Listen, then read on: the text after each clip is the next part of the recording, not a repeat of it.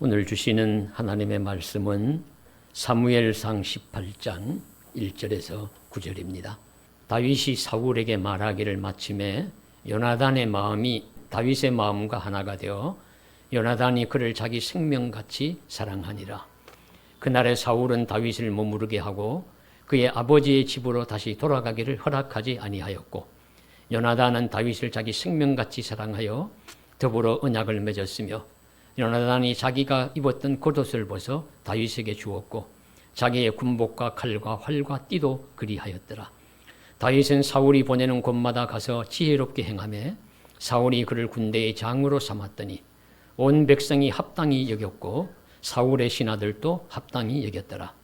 무리가 돌아올 때 곧 다윗이 블레셋 사람을 죽이고 돌아올 때에 여인들이 이스라엘 모든 성읍에서 나와서 노래하며 춤추며 소고와 경세를 가지고 왕 사울을 환영하는데, 여인들이 뛰놀며 노래하여 이르되 사울이 죽인 자는 천천히요 다윗은 만만이로다 한지라. 사울이 그 말에 불쾌하여 심히 노하여 이르되 다윗에게는 만만을 돌리고 내게는 천천만 돌리니 그가 더 얻을 것이 나라 말고 무엇이냐 하고, 그날 후로 사울이 다윗을 주목하였더라. 아멘. 저는 가끔 어머니가 사시는 점촌을 갑니다. 가는 길은 영동고속도로, 중부 내륙고속도로를 타고 가는데요. 점촌까지 가려면은 길에서 반드시 터널을 여러 개 지나야 합니다. 그래서 터널이 많은 것 같아서 어떤 때는 한번 세면서 이렇게 지나가는데 좋게 한 10개 정도는 그까짐도 되는 것 같습니다. 터널을 지나가지 않으려면은 산길로 국도로 가야 하는데 더 꼬불꼬불하고 시간도 걸리고 더 험한 길을 가야 합니다.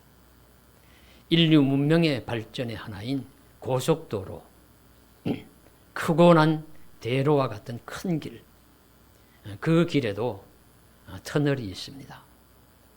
저는 주시는 교훈이 있다고 보여집니다.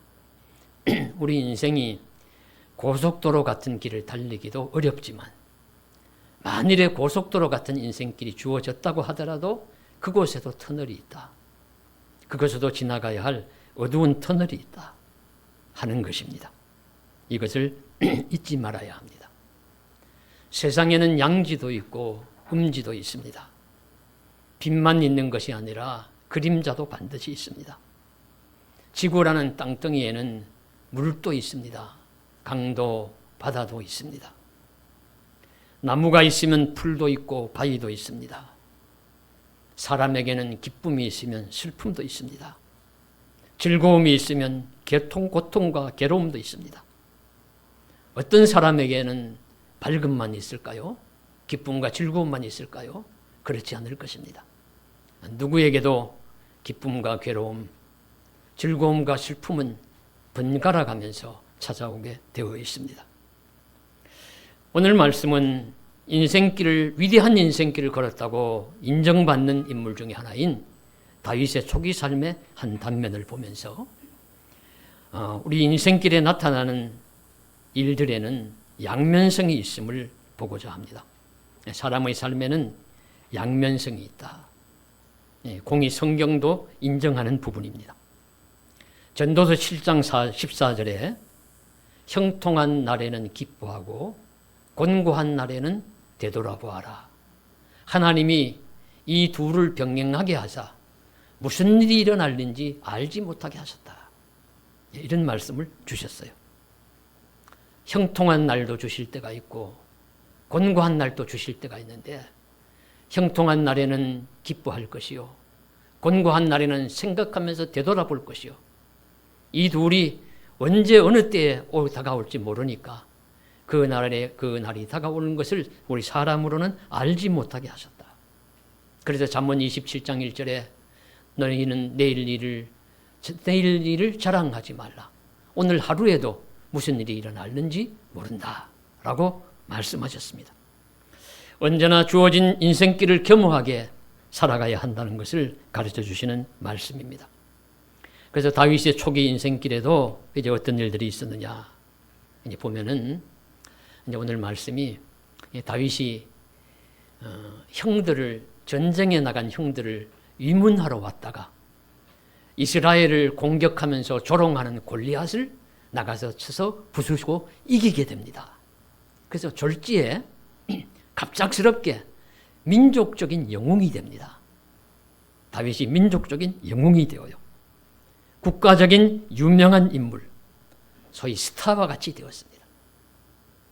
그래서 이 다윗이 이제 얼마나 그 당시가 이제 빛의 시절을 지나고 대로고만 열려 있고 밝음의 세월만 보장된 것 같은 그런 인생길을 걸어가느냐 하는 것이 오늘 성경 말씀에 잘 나와 있습니다.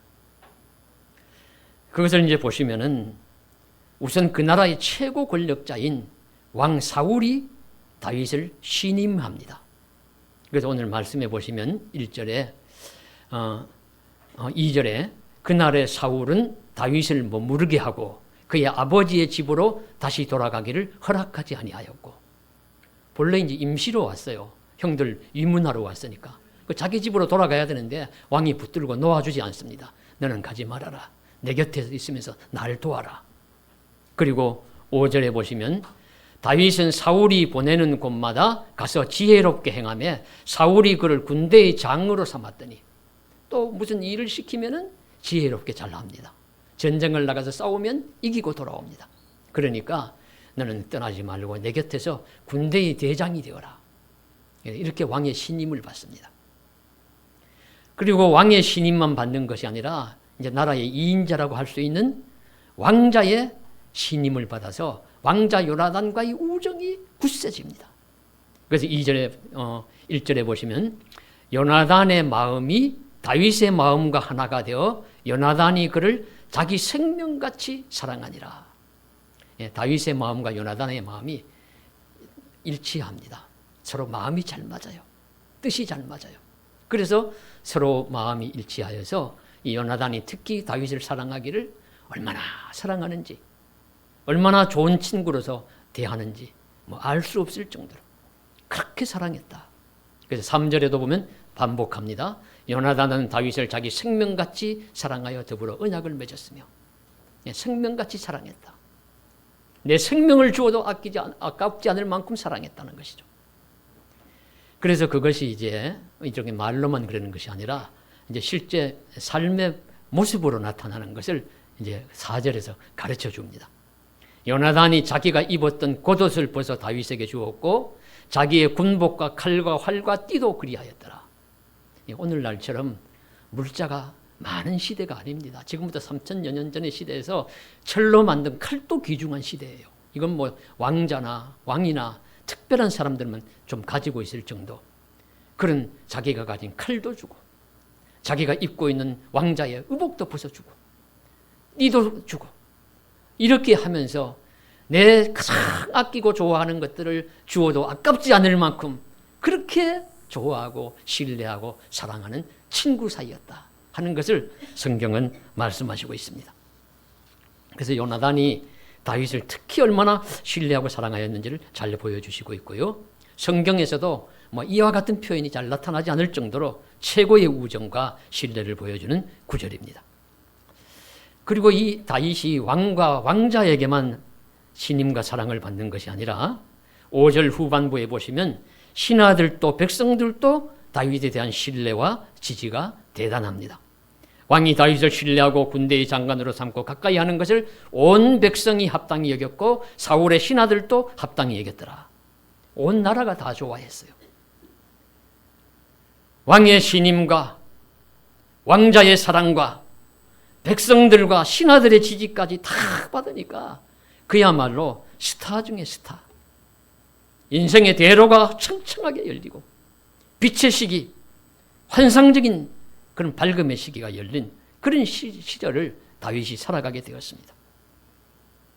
사람에게 이런 날만 지속되면 얼마나 좋을까요? 처음에 말씀드린 것처럼 그러나 고속도로에도 터널이 있습니다. 어둡고 긴 터널이 있을 수 있습니다. 장애와 난관과 그로 인한 고통과 슬픔이 나타날 수 있습니다. 대로와 같은 인생길에도 어두운 터널이 나타나서 예기치 못한 고통과 아픔이 주어질 수가 있습니다. 그래서 잠언서에 14장 13절에 이런 말씀이 나옵니다. 웃을 때에도 마음에 슬픔이 있고 즐거움의 끝에도 근심이 있느니라. 웃을 때에도 한편으로 슬픔이 숨어 있고요. 즐거움의 끝에도 근심이 나타날 수 있어요. 이것이 인생의 진실입니다. 그래서 사람의 길에는 반드시 즐거운 일도 있지만 고난이 나타나게 되어 있습니다. 고난이 주어지게 되어 있어요. 그러면 이 고난이 주어질 때 이제 어떻게 해야 되느냐?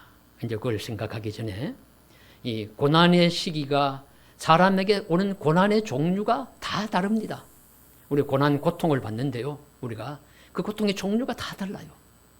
그러니까 어떤 종류가 있을까 한번 보시고요. 성경에 나온 몇 가지를 제가 말씀을 드릴 터인데 내가 받는 고난이 있으면 나는 어디에 속하는가 한번 생각해 보시길 바랍니다. 첫 번째 고난은 죄로 인한 고난이 있습니다. 죄와 허물로 인한 고난이 있습니다. 이 요나가 이 바다로 배를 타고 가는데 요나가 탄 배가 풍랑이 일어나요. 풍랑이 일어나서 요나가 지목이 되어가지고 풍랑에 배가 시달리다가 결국 요나가 바다에까지 던져지게 됩니다. 이 고난은 하나님의 말씀에 불순종한 죄와 허물로 인한 고난이었습니다. 분명하죠? 지금 요즘 새벽 예배 시간에 열왕기하 8장, 9장, 10장 그쪽 내용을 읽고 있는데 거기에 어떤 내용이 나오느냐 하면은 아합과 이세벨 가문에 대한 예후가 심판을 하는 장면이 나옵니다. 근데 얼마나 처절하게 심판을 하는지 성경을 읽으면서도 이거 좀 빨리 지나갔으면, 사실 그런 마음이 듭니다. 빨리 지나갔으면. 철저하게 심판을 해서요.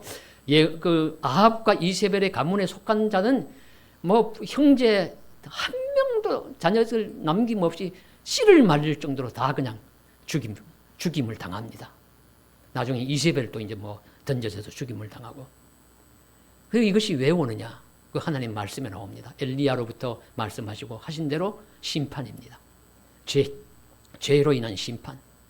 그러니까 아합과 이세벨이 이방인 신을 우상을 섬기고 이방의 그 바알의 선지자들을 데리고 와서 먹이고 기르고 그리고 나봇의 포도원을 그냥 억울하게 죽이고 빼앗는 것처럼 그런 악한 일을 저지르고 이런 것을 모아두었다가 하나님도 마음에 내가 저런 심판해야지 하는 마음이 있는 그대로 이 예후가 행했다. 그런 말씀이 나와요. 그럴 정도로 죄와 허물로 인한 심판으로 인간에게 나타나는 고통과 고난의 세월이 있을 수가 있습니다. 버린 것이죠. 그러나 사람에게는 고난이 나타난 것은 이것만이 아닙니다. 두 번째로는 어떤 고통과 시련이 있느냐 하면 진실하기 때문에 받는 고난이 있어요. 예레미야, 바울 선지자, 바울 사도 같이. 그리고 예레미야 같은 경우에는 다른 많은 선지자들은 거짓 선지자들입니다. 거짓말해서 그저 왕이 듣기 좋은 말만 하고 사람들이 구미에 맞는 말만 해서 그저 좋은 말만 해가지고 그리고 거짓을 말해가지고 잠시 즐거움을 누리고 자기 그냥 평안함을 누리지만 예레미야는 하나님이 전하라고 주신 말씀 그대로 지금 나라가 멸망할 것이다. 차라리 항복하는 것이 낫다. 그래야 70년 후에 다시 회복될 것이다. 이런 말씀을 하니까 이 나라가 어떻게 망할 리가 있느냐. 너희는 우리나라에 나쁜 짓 하고 악하게 되기를 바라는 거 아니냐 해서 그저 매를 때리고 감옥에 가두고 진흙구덩이에 던지고 그런 욕을 먹고 그런 고난을 받아요. 바울도 진실한 복음을 증거하다가 고난을 받습니다. 이런 고난도 있습니다. 또 하나님의 영광을 위한 고난도 있습니다. 요한복음 9장에 날 때부터 맹인된 자가 누구의 죄 때문입니까? 제자들이 그렇게 물었을 때 예수님께서 이건 부모의 죄도 아니고 자기의 죄도 아니다. 이건 하나님의 영광을 위한 것이다. 그래서 결과적으로 병이 나아가지고 하나님께 영광을 돌리게 됩니다. 그런 고난도 있고요. 또 어떤 경우에는 사람으로서는 알 수 없는 고난이 있습니다. 욥이 당하는 고난이 그런 경우인데요. 우리는 성경을 통해서 알기를 욥이 당하는 고난은 하나님과 사탄과의 내기에서 되는 것이고 욥의 믿음이 진실한지 아닌지를 밝히기 위한 시험으로서의 고난입니다. 그러나 고난을 당하는 욥이나 그 당시의 사람들은 왜 고난 당한지 몰라요. 이유를 몰라요. 이유를 없이 당하는 겁니다. 이유 없이 자녀들, 가족들 다 떠나고 재물 다 잃고 깊은 질병에 걸리고 합니다. 사람은 모르는 고난이 있습니다. 마지막 한 가지 고난은 어떤 고난이 있느냐면 너무 잘나면 고난당합니다. 너무 특별하게 잘나서 당하는 고난이 있습니다. 모난돌이 정 맞는다. 1등만 두드려 팬다 할 때 1등만 해가지고 너무 잘나서 그렇게 고난을 당하는 경우가 있는데 그런 경우가 바로 요셉과 다윗 같은 경우입니다. 물론 다윗이 나중에는 죄를 지어서 받는 고난도 있지만 지금 초기에 다윗이 받는 고난은 다윗이 너무 잘나서 받는 고난이에요. 보십시오. 다윗이 다 좋은 말만 듣습니다. 지시만 받습니다. 모두가 지지하고 모두가 잘해서 하는 일도 지혜롭게 행해서 잘합니다. 그러니까 사람들이 다윗에 대해서 칭찬하고 좋아합니다. 왕도 좋아하고 왕자도 좋아하고 신하들도 좋아하고 백성들도 좋아하고 지지합니다. 그런데 이렇게 하는 중에 이제 어떤 일이 일어납니까? 바로 고난의 시절이 다가올 것을 예감하는 말씀이 나오는데 그 말씀이 바로 어떤 말씀이냐 하면은 다윗과 사울이 전쟁에 나갔다가 돌아오는데 환영하고 마중 나온 사람들이 백성들이 춤추며 노래를 하는데 그 노래의 가사가 사울은 죽인 자가 천천히요 다윗은 만만이라. 왕보다도 다윗을 더 공로를 지하고 높인 것입니다. 그러니까 이 다윗이 오늘 말씀해 보시면 이 말을 들을 때 불쾌히 여기고 그렇게 말씀이 나오죠. 불쾌히 여기고 심히 노하여 다윗이 이 자에게 만만을 돌리니 이 자가 이제 나라밖에 얻을 것이 더 무엇이냐 하고 그날 이후로 다윗을 주목하였더라. 다윗을 주목하였더라. 이 말씀이 아픈 말이에요. 오늘 말씀 맥락 속에서는요. 그냥 좋은 눈으로 보는 것이 아닙니다. 무슨 잘못하는 것이 없나. 어디 한 가지만 걸려봐라. 이런 마음으로 지금 바라보는 주목하는 바. 그래서 이 한마디가 아픕니다. 이 한마디가 다윗의 인생길에 어두운 터널이 나타난다는 것을 암시하는 말입니다. 인생이 그런 것이 아닐까요? 많은 좋은 것들이 가득해도 어떤 결정적인 것 한 가지가 걸려서 충족되지 못해서 고통스럽고 아플 수가 있습니다. 사울이 주목했다는 이 한마디는 그가 다윗에 대한 신임을 거두어들이고 그에 대하여 의심의 눈초리를 보내기 시작했다는 것이죠. 이 한마디 속에 들어있는 어둠이 얼마나 깊을지, 이후에 다윗이 당할 고난이 얼마나 많고 앞으로 나타날 시련의 길이가 얼마나 길지 아무도 가늠할 수 없을 정도의 그런 말입니다. 이 사울의 주목이 이제 그 다음에는 시기로 변하고, 시기로 변하였다가 미움으로 발전하고, 미움으로 발전하여서 급기야는 다윗 이놈을 죽이지 않으면 내가 안 되겠다 하는 결심을 하기까지 이르게 됩니다. 그래서 다윗의 인생에는 나라의 최고 권력자가 다윗을 결사적으로 죽이려고 하니까 어두운 먹구름이 몰려오는 것이죠. 도망을 가야 됩니다. 잘 가던 그 배가 암초 있는 곳을 지나가듯이, 큰 고속도로를 잘 달리다가 깊은 터널이 다가오듯이 그런 인생길이 되는 것입니다. 그래서 이런 말씀 속에서 이제 오늘 주시는 메시지를 살펴보겠습니다.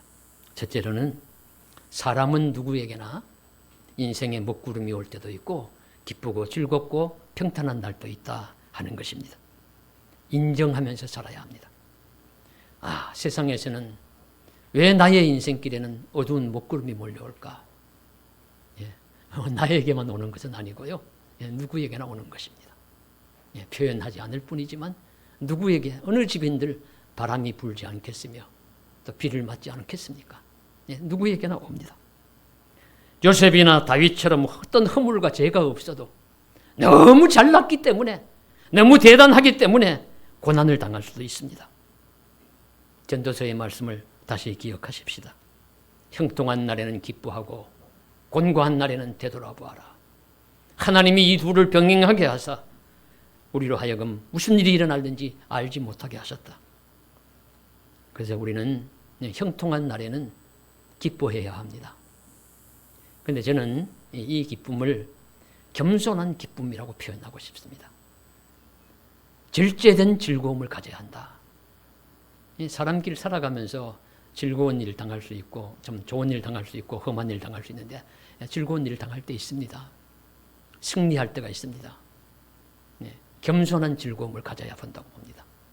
절제된 기쁨을 누려야 합니다. 쾌락으로 나가지 말아야 돼요. 다른 사람에게, 그렇지 못한 사람에게 아픔과 고통을 주어서는 뭐 그런 합당한 즐거움이라고 볼 수가 없는 것이죠. 그래서 운동 경기를 뭐 TV로 볼 때가 있는데 경기장에는 뭐 거의 가지 않으니까요. 뭐 탁구 시합을 보든지 배구를 보든지 뭐 축구를 보든지 뭐 그런 뭐 단체 경기든지 개인 경기를 볼 때가 있는데 이 경기가 끝나면 승자와 패자가 나누어집니다. 그럼 뭐 승자들은 기뻐하고 패자는 당연히 힘들어하고 고통스러워 하는데 승자가 너무 기뻐할 때 있어요. 뭐 너무 기뻐서 펄쩍펄쩍 뛰고 뭐 옷을 벗어 던지고 저는 합당치 않다고 봐요. 예, 패자가 곁에 있을 때는 생각해 주어야 합니다. 그래서 어떤 경우에는 겸손한 기쁨을 누릴 때가 있죠. 패자를 오히려 안아주면서 수고했다고 고생했다고. 그러고 나서도 얼마든지 기쁨과 즐거움을 누릴 기회는 승자에게는 많이 있습니다. 다윗이 어떠했는지는 모릅니다. 아직 젊은 다윗, 어린 다윗이어서 좀 부족하지 않았을까 그저 짐작은 합니다. 그저 다윗은 사울은 천천히요 다윗은 만만이라 할 때 다윗이 혹시 교만하진 않았을지는 모르겠습니다. 아무튼지 성경은 말씀하시지 알 수 없지만 그러나 겸손한 즐거움을 가졌어야 한다. 이것이 당위다 하는 것은 분명합니다. 그래서 우리도 그런 시기를 맞이하면은 겸손한 즐거움, 절제된 기쁨을 누리면서 하나님이 주신 은혜를 또 하나님의 은혜에 대한 감사를 잘 표현할 수 있는 저와 여러분 되시기를 주님의 이름으로 간절히 소망합니다. 그리고 오늘 이제 주시는 두 번째 메시지는 그러면 곤고한 시절을 맞이하면 어떻게 할 것이냐? 예, 곤고한 시절을 맞이하면 어떻게 할까요? 예, 물론 죄가 지어서 그로 받는 벌이라면은 회개해야 되지요. 그러나 이런 것 저런 것 우리가 다 분명하게 판가름이 잘 안 됩니다. 사실은 내가 죄가 있어서 고통을 받는지 뭐 아니면은 내가 뭐 잘나서 고통을 받는지 잘 모르지만 이런 고통을 당할 때 오늘 말씀이 주시는 한 가지 도움 사항이 있습니다. 그것이 무엇이냐면 좋은 친구를 두면은 우리 그 고통과 괴로움을 벗어나는 일에 큰 힘이 되고 도움이 됩니다. 바로 다윗에게는 요나단이라는 친구가 큰 도움과 힘이 되었어요. 그래서 이 다윗이 이제 곧 이 말씀 다음에 곧 다윗이 이제 고난 견제를 받기 시작하고 이제 도망을 가고 한 10여 년 그냥 뭐 그 도망자 세월을 살아가는 그런 길이 열리는데 그럴 때 그 시초에 이 요나단이 다윗을 도와줍니다. 이 다윗이 이제 막 수금을 타도 사울이 그때는 막 극도로 나라를 다스리는 일에도 힘들고 뭐 다윗은 올라오고 자신은 뭐 약화되고 그래서 그런지 정신병적인 그 고통과 고난을 알아서 그런지 정신분열적인 또 소위 성경에서는 악신이 사울에게 들렸다고 하는데 창을 들어가지고 갑자기 그냥 다윗을 던져 죽이려고 하고 뭐 이런 적도 있지만 피하여서 살아나고 뭐 이런 과정 속에서 이제 한 번은 결정적인 시기에 다윗을 정말로 불렀는데 죽이려고 하는지 아직은 죽이려고 하지 않는지를 모를 때가 있었어요. 그래서 가야 될지 말아야 될지. 이때 이제 솔로몬이 아니라 요나단이 약속을 합니다. 둘이서. 내가 먼저 아버지에게 가서 알아보고 아버지가 정말로 너를 죽이려고 하면은 내가 화살을 이렇게 쏴가지고 저편으로 쏘면은 죽인 줄 알고 너 얼른 도망쳐라. 그리고 이편으로 쏘면은 아버지가 아직 너를 죽이려고 하는 마음이 없다. 그러니까 와도 좋다. 이렇게 이제 약속을 하고는 이 요나단이 사울에게 가서 그 아버지의 마음을 떠보지요. 그런데 보니까 정말로 사울이 다윗을 죽이려고 합니다. 요나단이 다윗의 편을 드니까 이 놈의 자식아 하면서 뭐 가진 욕과 화를 막 불같이 내면서 하면서 이 사울이 요나단을 책망을 합니다. 보니까 분명히 죽이려고 해서 그래서 이 요나단이 표시를 해가지고 약속대로 다윗을 살아서 도망가게 해요. 이렇게 하면서 이제 도와주면서 이렇게 힘들고 어려운 상황 속에서도 변함없이 돕고 사랑하는 그런 우정, 바람직한 친구 관계가 다윗이 살아가는데 큰 힘이 되었습니다. 왕도 변하고 백성들도 마음이 변하고 그 왕의 신하들도 마음이 변해서 다윗을 죽이는 데 동참하는 자들이 많이 생겼지만 왕자 요나단은 변함없이 다윗과 나는 우정을 그대로 유지하면서 다윗을 위해서 살아가고 기도하고 도와주는 그런 역할을 잘 감당하는 진정한 우정, 참된 친구 관계를 유지합니다. 그래서 다윗이 나중에 요나단이 죽었을 때 애통하면서 활노래를 부르잖아요. 우리 사무엘 1장에 보면 용사가 쓰러졌도다 하면서. 이처럼 우정을 나누고 좋은 친구가 되어 어려울 때 힘이 되고 도움이 되는 경우가 있습니다. 우리 도산 안창호 선생님이 훌륭하다는 말씀들을 책을 읽다 보면 많이 나옵니다. 그래서 훌륭한 이유 중에 하나가 이제 설명된 것을 읽어보았는데요. 이분이 미국에서 노동을 하면서 이제 지나면서 돈을 모으고 있을 텐데 친구인 이갑이라는 자가 우리 독립운동도 하고 신민회라는 곳의 동료이기도 한데 소식을 들으니까 큰 병에 걸려가지고 죽음을 오가고 있다. 사경을 오가고 있다 하는 소문을 들었어요. 그러니까 안창호가 자기가 노동해서 번 돈 500달러, 그 당시에 500달러는 엄청나게 큰 돈이라고 합니다. 자기의 전 재산을 그냥 그 친구를 위해서 다 주어버려요. 그래서 그 이야기를 하시면서 이것이 그의 우정이었고 조국의 독립을 염원하는 지성이었다. 왜 도산 안창호가 많은 사람에게 존경을 받는 인물이냐 보여주는 한 예다. 그런 말씀을 읽어보고요. 또 하나는 우리 멀리 갈 것 없이 서예 유성룡과 우리 충무공 이순신의 우정입니다. 이순신은 소위 말하면 또 이 다윗과 다윗과 요셉처럼 너무 잘나서 시기를 받고 견제를 받잖아요. 그래서 억울하게 죄를 덮어쓰고 죽음의 위기에 있을 때 그 유성룡이 그를 살리기 위해서 선조에게 간청을 하고 제발 그의 목숨을 살리도록 해달라고 해서 결국엔 다시 전장으로 내보내서 이 임진왜란을 끝맺게 하는데 큰 힘을 돕는 이 유성룡이 있습니다.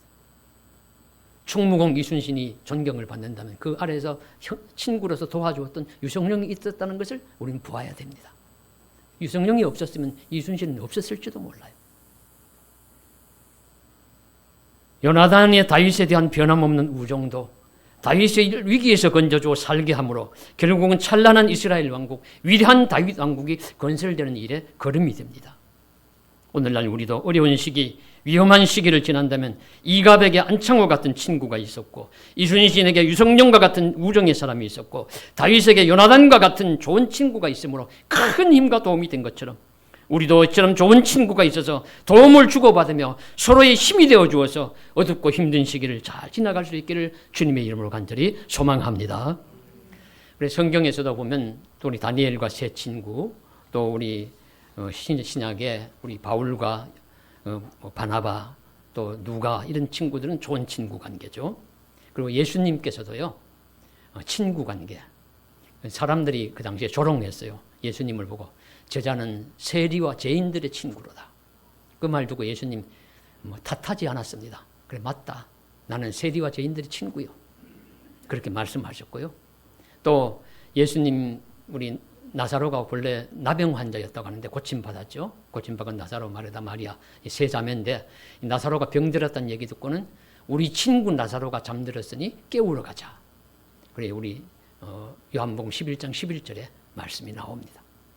그리고 마지막 다락방 강화에서 이 예수님이 친구 관계를 제자의 관계가 발전해서 좋은 제자의 관계가 되면 친구 관계라는 것을 강조하신 말씀이 나옵니다. 요한복음 15장 13절 14절에 사람이 친구를 위하여 목숨을 버리면 이보다 더 큰 사랑이 없나니 너희는 내가 명하는 대로 행하면 곧 나의 좋은 친구라. 너희가 나의 명하는 대로 행하면 곧 나의 좋은 친구라. 예수님의 말씀을 잘 듣는 자는 예수님의 좋은 친구라고 말씀하셨습니다. 이처럼 주님도 인정하신 좋은 친구가 저와 여러분에게도 존재하시기를 주님의 이름으로 기원합니다. 내가 누군가의 좋은 친구가 되어줄 수 있기를 바랍니다. 주변에 참된 우정을 쌓아 올린 사람은 그만큼 인생이 풍요로워질 것입니다.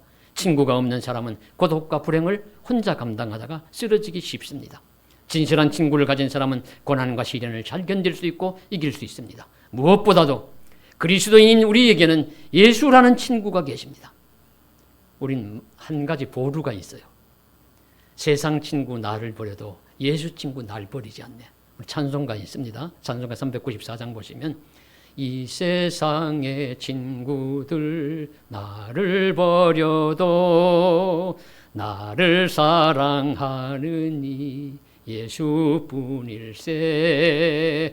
예수 내 친구 날 버리지 않네. 온 천지가 변해도 날 버리지 않네. 예수 친구 날 안 버린다 그랬어요. 예, 세상 친구 날 버려도 예수 친구 날 버리지 않네. 우리 예수님, 우리 마지막 보루는 있잖아요. 예수님은 날 버리지 않으니 예수 친구 날 버리지 않으면 꼭 믿고 의지하고 우리 믿음의 길을 잘 걸어가실 수 있는 저와 여러분 되시기를 간절히 소망합니다. 예, 셋째로는 우리가 만나는 고난이라는 어둠은 굴이 아니라 터널이다. 예, 케이브가 아니라 터널입니다. 굴은 닫힌 것이죠. 끝이 막혀 있습니다. 어둠으로 끝이 납니다. 그러나 터널은 뚫려 있습니다. 언젠가는 나옵니다. 언젠가는 밝음으로 나와서 환하게 열려있는 곳을 또 달려갈 수 있을 것입니다.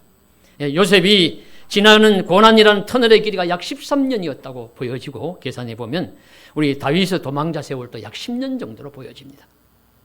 요셉은 총리 대신이 되었고 다윗은 이스라엘 왕으로 복귀합니다. 믿는 자에게 반드시 고난의 세월이 있지만 그러나 그 고난에 대한 끝이 있고 그 터널을 잘 지나면 밝은 날이 기다리고 있다는 것을 믿어야 합니다. 그래서 믿는 자의 고난은 헛되지 않다.